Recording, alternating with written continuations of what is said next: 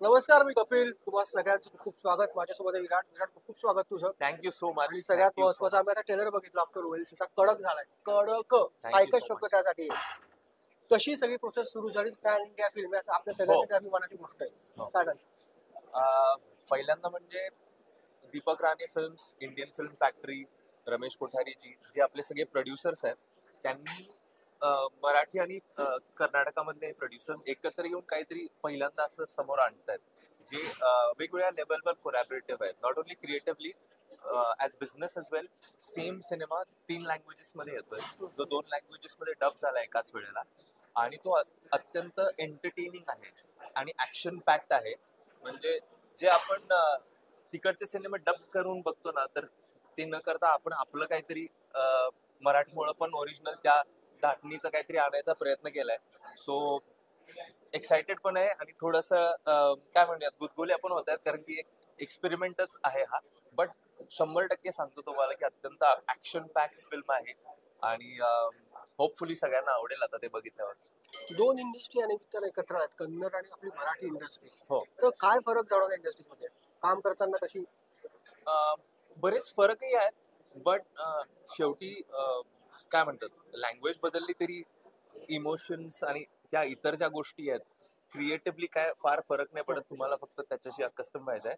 पण हा लँग्वेजचा बॅरियर सोडता फरक आहेत, बरेच फरक आहेत.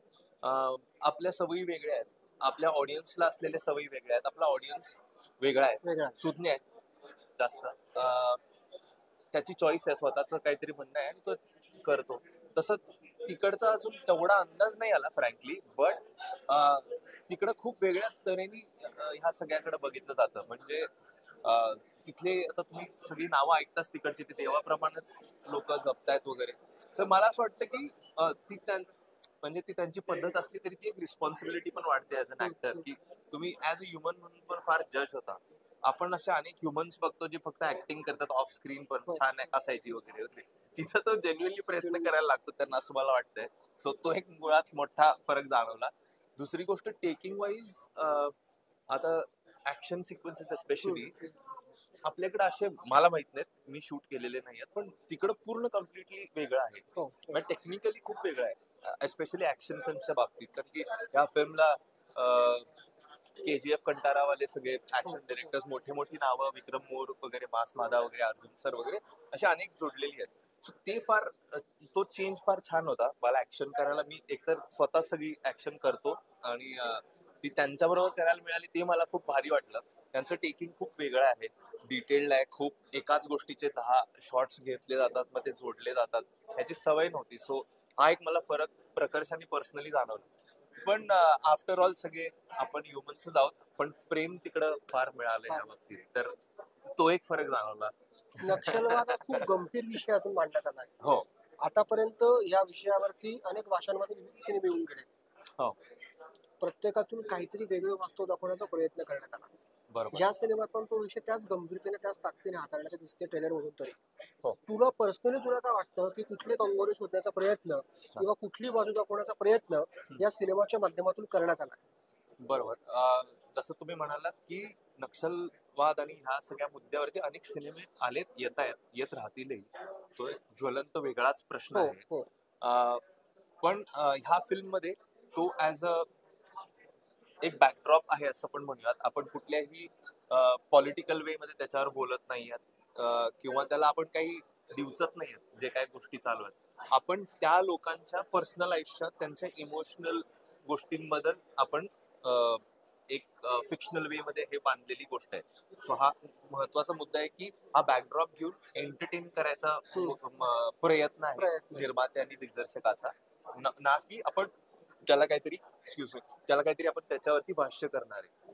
सो तो फिल्म तशीच बांधली गेली आहे आणि त्याच्यात त्यांचे इंटरनल कॉन्फ्लिक्ट, त्या ग्रुपमध्ये आता जरी नक्षली असतील तरी त्यांच्या आयुष्यात त्यांचे जे काही कनेक्शन्स आहेत, त्याच्यात होणारी फ्रिक्शन्स, सगळ्यांनाच एकच मुद्दा पुढे न्यायचा असेल तरी तो कशा पद्धतीने न्यायचा आहे, आता ह्याच्या पलीकडे सांगणं चुकीचं राहील. बट ह्या सगळ्या गोष्टींवरती ते खेळतं. पण कुठलेही थेट असं पॉलिटिकल किंवा जे काही ज्वलंत विषय आहेत त्या अस्तित्वाचे त्याच्याबद्दल नाही भाष्य करत, त्याला एक बॅकड्रॉप म्हणून यूज करते. एंटरटेनिंग आहे प्रेक्षकांनी. एंटरटेनमेंट साठी फिल्म आहे ही. अत्यंत तुम्हाला चांगली ऍक्शन बघायला मिळणार आहे आणि इतर सगळे कंगोरे एका कमर्शियल फिल्मच्या ह्याच्यात आहेत. तुम्हाला नक्की आवडेल. म्हणजे आपण दुसऱ्या भाषेचे डब बघतो त्याच्यापेक्षा हा आपला एक सिनेमा काहीतरी एंटरटेन करायसाठी येतोय. तर मला वाटतं की बघितला पाहिजे. म्हणजे या वर्षात तुझी दोन वेगळी रूपं आम्हाला बघायला मिळाली. अंकलेखाच्या माध्यमातून एक सामाजिक विषय तुम्ही हाताळला. बरोबर. पुन्हा एकदा या सिनेमाच्या माध्यमातून एक ज्वलंत विषय तुम्ही हाताळतोयस. हो. दोन वेगळे विराट आम्हाला बघायला मिळतात. हो. ते कलाकार म्हणून हे वर्ष खूप चांगलं गेलं तुमच्यासाठी. अगदीच. आणि ह्याच्याचसाठी केला होता 8 तास. वा, वा, वा, वा. म्हणजे मुद्दा असा आहे की जितकं चॅलेंजिंग आहे, जितकं वेगवेगळं आहे, तेवढं मला ऑडियन्स समोर तसं प्रेझेंट होता येतंय. त्यांच्याकडनं मला माझ्या चुका, माझ्या चांगल्या गोष्टी दोन्ही कळतायत. ऍज अ ऍक्टर ग्रोथ म्हणून खूप चांगलं वाटतंय मला. आणि वेगवेगळ्या प्रकारच्या लोकांच्या बरोबर मला आहे ना काम करण्यात फार इंटरेस्ट आहे. मग त्यांचं काम आता बरेचसे नवीन दिग्दर्शक पण जसे होते, हो. तुम्ही त्या एनर्जी मध्ये त्या फ्लोट होता आणि ज्याचं इंटेन्शन चांगलं आहे त्याच्याबरोबर रादर जास्त काम बरी नवीन असतील तरी ते जास्त मला वाटतं की गिव्हिंग असते रादर देन इतर वेळेला असं बऱ्याचदा होत नाही. म्हणून बट वेगवेगळ्या गोष्टी करायला मिळतात ह्याचं नक्कीच खूप आनंद आहे. बट अजून काहीतरी एक्स्ट्रीम, अजून अजून चॅलेंजिंग. तो पल्ला गाठायचा. हा हा ते म्हणतो ना एक रोल असा असतो जो अरे तो आमचा जसा केसरीत प्रयत्न होता वा. जो अगदी असाच होता. मग अवकारिकात तो केला पण आम्हाला खूप कमी वेळ मिळालेला आणि त्यांचं सगळं एक त्यांचं मांडणीच वेगळी होती. त्यांना म्हणणंच वेगळं होतं, त्यांचा उद्देशच वेगळा होता. बट एक फिल्म जसं बारदोवी मध्ये एक मला मिळालं होतं तसं. तर आता ते आहे की खांद्यावर एकट्याच्या असं काहीतरी घेऊन जायचं जे मला म्हणजे खूपच त्रास देईल, जेणेकरून मी काहीतरी मला चांगलं करून वरती ऑडियन्सना चांगलं काहीतरी द्यायचा प्रयत्न करेन. असा एक प्रयत्न नेहमीच आहे.